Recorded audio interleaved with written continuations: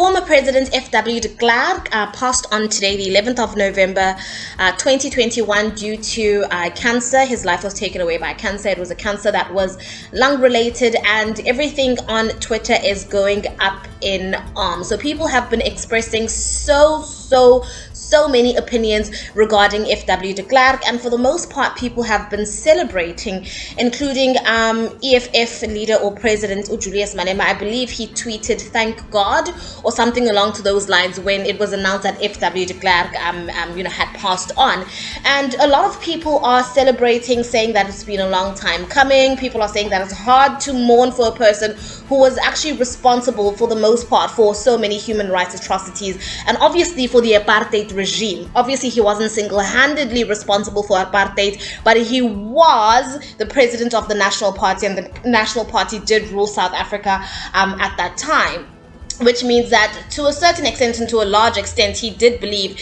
in the principles of apartheid. So for those reasons, people are finding it very difficult to mourn F.W de Klerk and to actually be sad about his passing.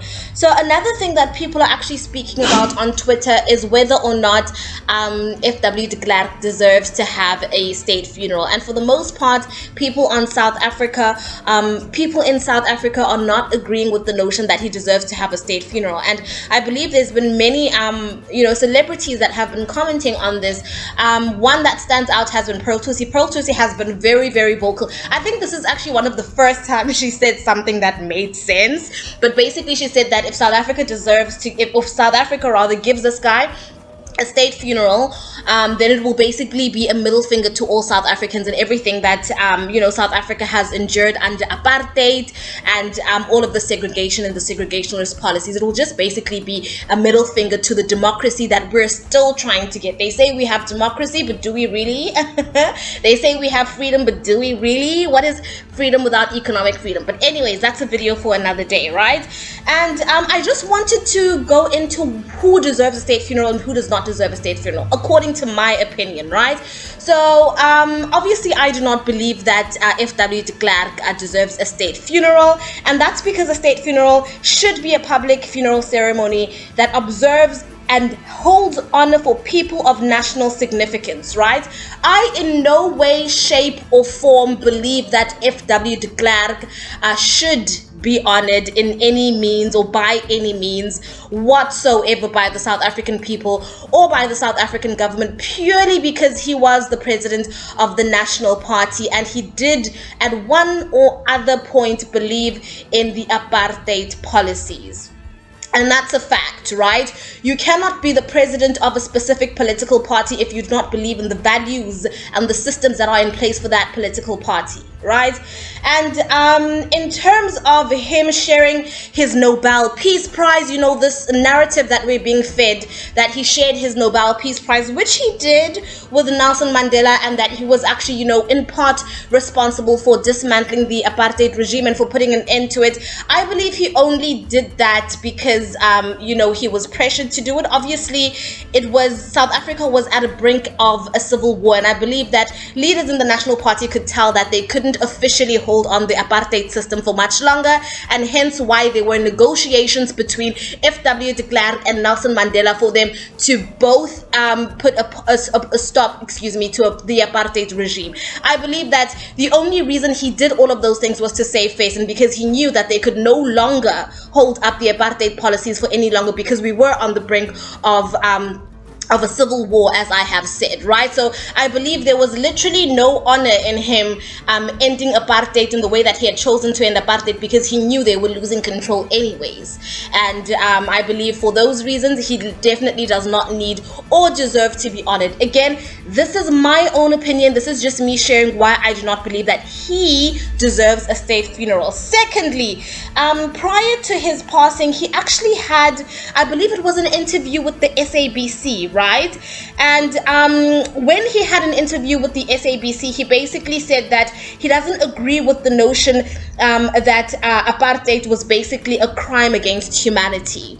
And this was, I believe, if it wasn't, it was basically a recent interview that he had. He basically stated that he does not believe that apartheid was a crime against humanity, and he also stated that he does not believe it was at the same level as a genocide, because there were relatively fewer deaths during the apartheid regime in comparison to what a traditional genocide would be.